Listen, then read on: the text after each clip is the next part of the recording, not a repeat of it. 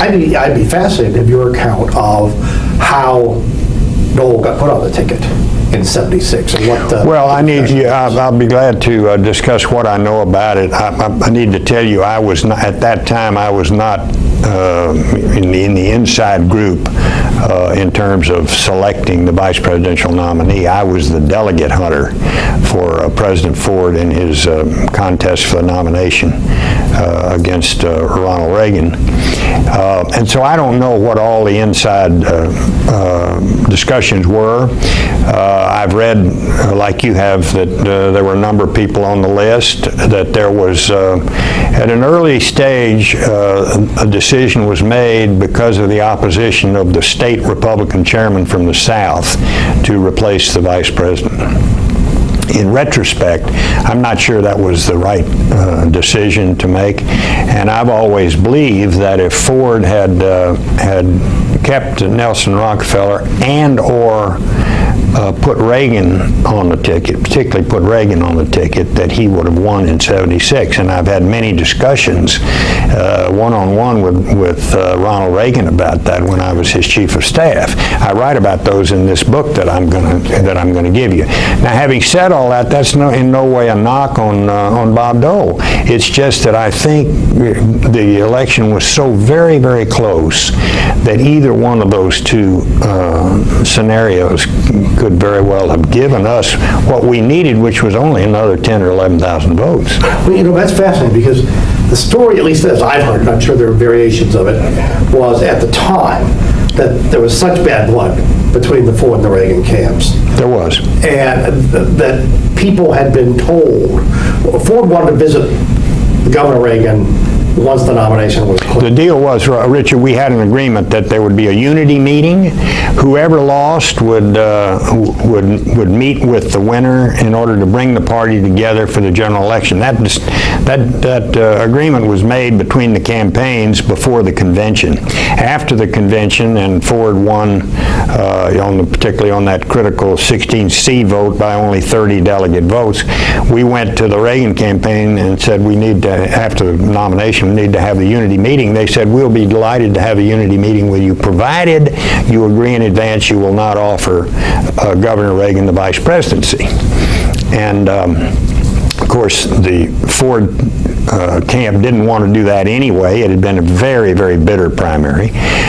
Ford didn't want to offer it to Reagan, and Reagan didn't want to take it. But I've had at least 2 or 3 conversations after that when I was President Reagan's chief of staff, one-on-one with him in the Oval Office, and I write about it in my recent book, in which I said, you know, Mr. President, if President Ford had offered you the vice presidency and you had taken it, you might never have been president. He said, I understand that, but he said, I have to tell you, Jim, that if he had offered it to me, I would have felt duty-bound to take it.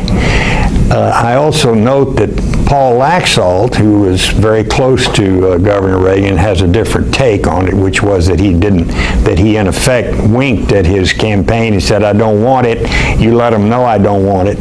But President Reagan was very, very upfront with me about it. You know, he's guileless, and what you see is what you get with President Reagan, and I do not believe that he was playing games with me. But it's an interesting thing to think about. Had you had any contact with Dole before the '76? No, I had no real contact. Of course, I'd not done any national politics before '76, when I became the delegate hunter for the Ford Dole ticket. Actually, it wasn't the Ford Dole ticket. Delegate hunter for President Ford in May of '76, and it was during that time, and then after the nomination, when I became the general chairman of the President Ford Committee and Dole was on the ticket, that's when I had my first experiences with Senator Dole.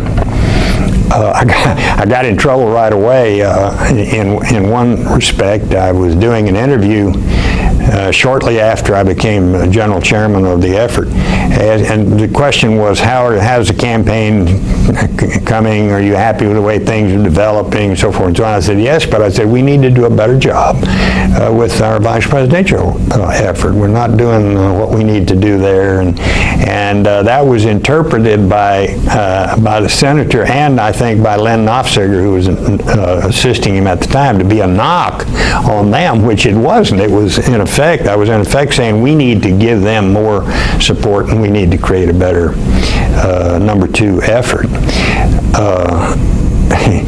That was a very brief little contretemps. Didn't last very long, but Bob Dole worked very hard as the nominee for President Ford, and did a very good job for the ticket, in my view.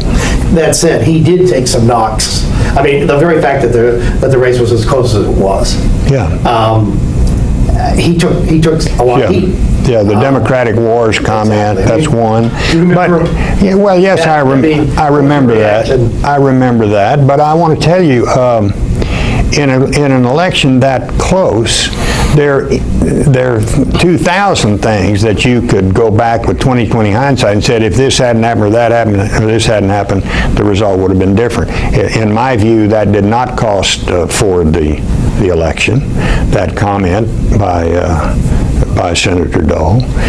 It was promptly repudiated, but it was the only thing that I can remember that was seen to be a negative with respect to his effort as the vice presidential nominee.